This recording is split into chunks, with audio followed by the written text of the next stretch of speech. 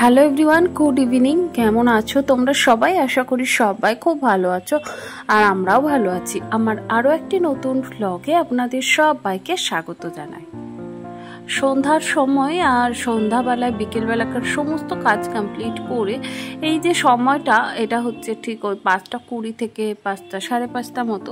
আর এখন তো আপনারা জানেনই, কারণ সামনে শীতকাল, আর শীতকাল মানে এখন ছোট দিনের বেলা, তো যে কারণে সন্ধ্যাটা একটু তাড়াতাড়ি ঘনিয়ে আসে। তবে এই মুহূর্তটা আমার খুবই পছন্দের, তো যে কারণে আমি চেষ্টা করি যেদিনই বাড়িতে থাকি এই সময়টা একটু নিজের মতো করে সময় কাটাবার।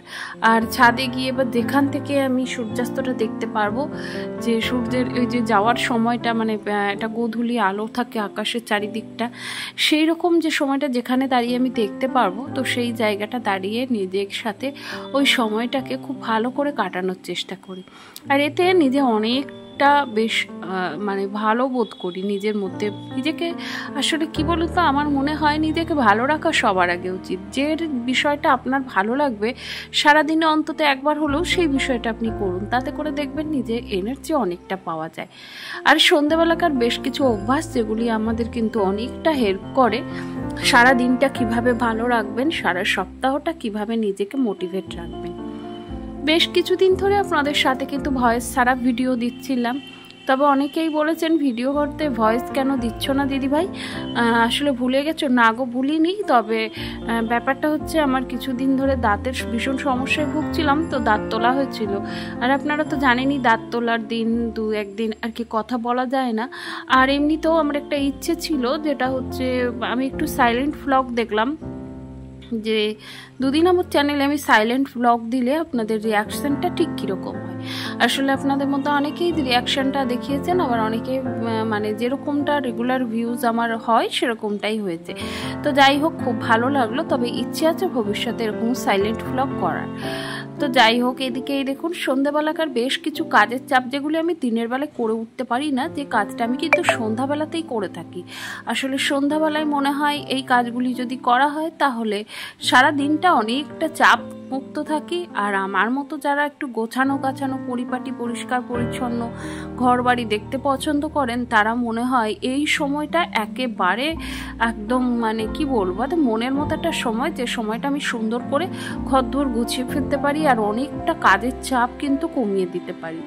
তো আমি এই সন্ধ্যাবেলাটা আমি নষ্ট করি না। অনেকেই আছে টিভি দেখে, সিরিয়াল দেখে, ফোন দেখে নষ্ট করে, তবে আমি সেটা করি না। আমার মনে হয় সন্ধ্যাবেলার টাইমটা যদি এইভাবে কাটানো যায় খুব ভালো লাগবে।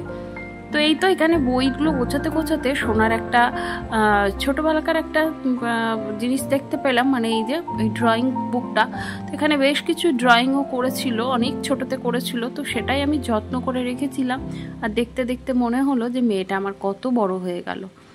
চোখের সামনে যে মেয়েটিকে ছোট্ট ছিল, তাকে হাতে করে মানুষ করতে করতে সে আজ অনেকটা বড় হয়ে গেছে। তাই দেখে মনটা কিছুটা খারাপও হলো, যে মেয়ে তো কিছুদিন পর হয়তো আরও অনেক দূর এগিয়ে যাবে।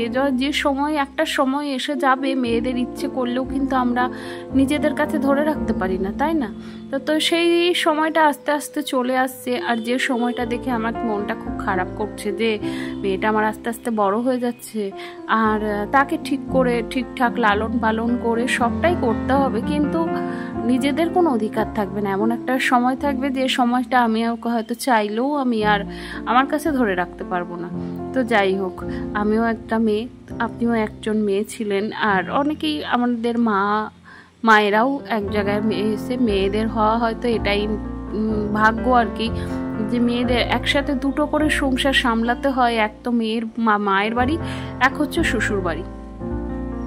তো যাই হোক, এখন এই দেখুন সন্ধ্যাবেলাকার বেশ কিছু কাজ আমি করে ফেলছি। ঘরদোরগুলো ঝাড় দিয়ে গোটা ঘর, মানে 2টো রুমই আর কি সুন্দর করে গুছিয়ে রেখেছি।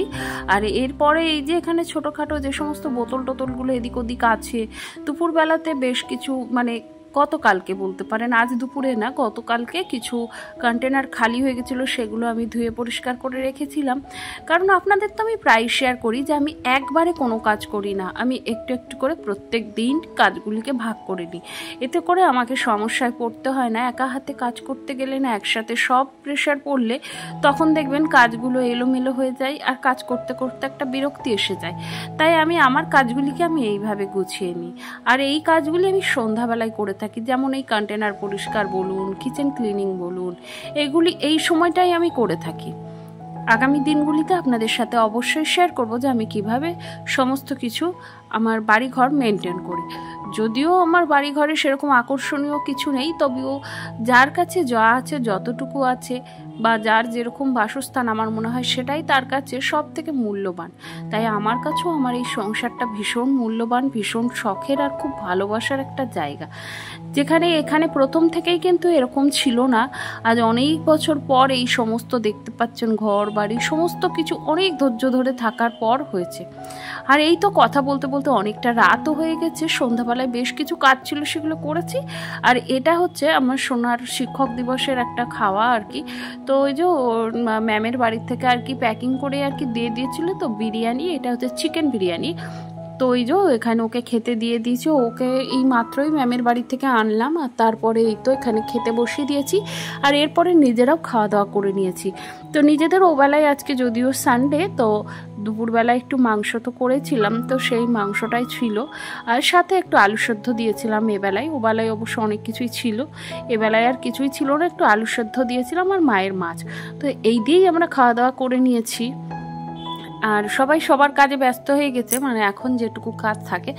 আর আমি এদিকে এই যে আমার রান্নাঘরটা পরিষ্কার করে নিচ্ছি। আসলে প্রতিদিন সকালটা যদি একটু সুন্দর করে পেতে চান, যদি একটু পরিষ্কার পরিচ্ছন্ন গোছানো একটা রান্নাঘর পেতে চান, তাহলে আপনাকে রাত্রিবেলায় একটু সময় আপনাকে খরচ করতেই হবে। একটু সময় খরচ করে বা একটুখানি যদি কষ্ট করে আপনি রান্নাঘরটা ক্লিন করে শোন, তাহলে দেখবেন সকালবেলায় উঠে একটা ফ্রেশ রান্নাঘরে কাজ করতে সকলেরই খুব ভালো লাগে।